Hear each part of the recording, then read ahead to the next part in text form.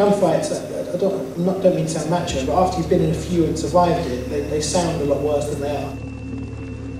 We were dropped into the town of Marj, which was controlled by the Taliban at 4 AM. And slowly the Marines went off into different groups. And I was with 25 Marines, and General McChrystal had introduced a new rule to reduce civilian casualties, which was you're not allowed to shoot until you get shot at. The Taliban are very smart, they worked this out straight away. So we sat on the edge of the field and watched 40 fighters get dropped off all around us with their weapons wrapped in blankets.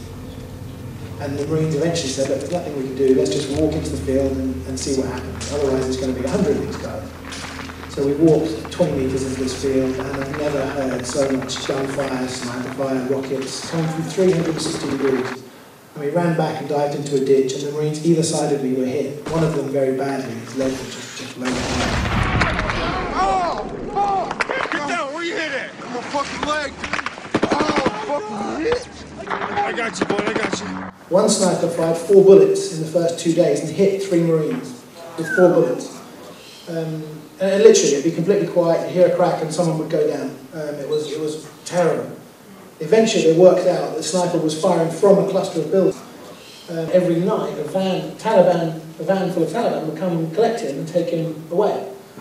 So the Marine captain said, okay, I want my best 20 guys, we're going to run for 1.5 miles in a big circle across land which hadn't been cleared of IEDs. There were IEDs everywhere there.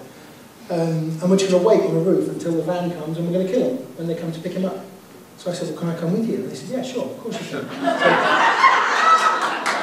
So we ran, climbed up on the roof and waited. And I'm laying on the roof next to a guy, as close as I am to you now, with my camera rolling. And he said, there they are. Started opening fire. And he said, I hit that fucking guy, he's fucking dead. And they started high-fiving, hugging each other, on camera. I couldn't believe they were doing all this on camera. At the end of the trip, the captain said to me, look, Ben, I would never ask you not to show any of the footage you've got. But if my guys are going to get in trouble for anything, just give me a warning. So I said, sure, there's this, and there's this, and there's this, and there's this. And there's the bit where Blancet, his name is, killed the sniper, and they celebrated, and he said, that's fine, that's what we do. And then as I was leaving, the Marine himself who shot these guys came up to me and said, look, Ben, that day I had my helmet and my sunglasses on. So on documentaries when they put people's name on the screens, could you put my name on the screen?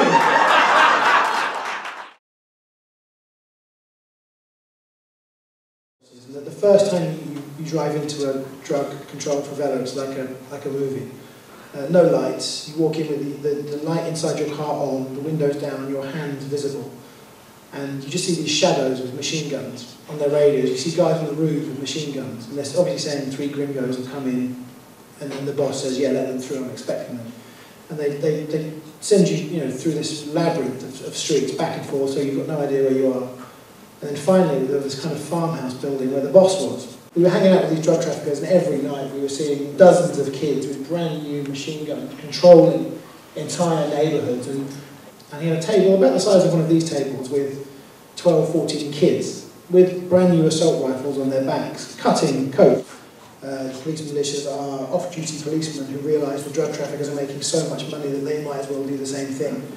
They don't sell drugs, but they control the entire area and tax electricity, water, gas, pool tables, everything. And they make an absolute fortune. And it actually completely ended my love affair with Rio because it was so hideously violent. Then we met another drug gang and did the same thing. Literally spent the entire night at one of their big street parties. And eventually they just said, okay, we trust you guys, but we'll let you film. There wasn't that much time to film. It was probably 20 hours of hanging out for 30 minutes of film. And the drug lab, you saw there, the mixing of the coke, that took days and days of negotiation. And then, I don't know why, but eventually they thought we were trustworthy and they agreed. They said, if you don't show our faces, you can film it. And this is one of the advantages of working for Vice, is that they were aware of Vice and really like it. If I turn up saying I'm from the Times, I might have had a different experience. I don't know. Yeah.